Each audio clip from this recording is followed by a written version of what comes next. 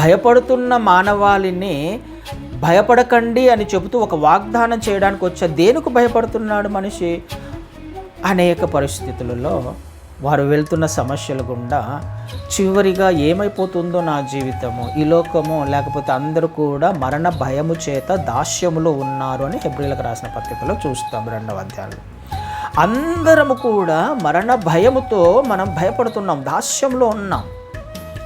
ఏమవుతుందో ఏమవుతుందో ఏమవుతుందో ఈ విషయాలలో మనం బాధపడుతున్నప్పుడు, భయపడుతున్నప్పుడు మనము ఒకవేళ ఈ లోకాన్ని విడిచిపెట్టి వెళ్ళిపోతే, ఆయనను అంగీకరించకుండా, సత్యమును తెలుసుకోకుండా, రక్షకుణ్ణి అంగీకరించకుండా చనిపోతే నిత్యత్వాన్ని మిస్ అయిపోతాం, నిత్య నరకానికి వెళ్ళే అవకాశం ఉంది.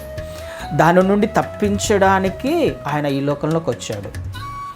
ఈ లోకంలోకి వచ్చి నీకు ఒక వాగ్దానాన్ని చేస్తున్నాడు, భయపడకండి అని. దాని నుంచి నేను నిన్ను తప్పిస్తాను. ఏ విషయంలో అయితే నువ్వు భయపడుతున్నావో దాని విషయంలో నేను నీకు వాగ్దానం చేస్తున్నాను, భయపడకండి. ఆ విషయంలో నిన్ను తప్పించడానికి నేను వచ్చాను.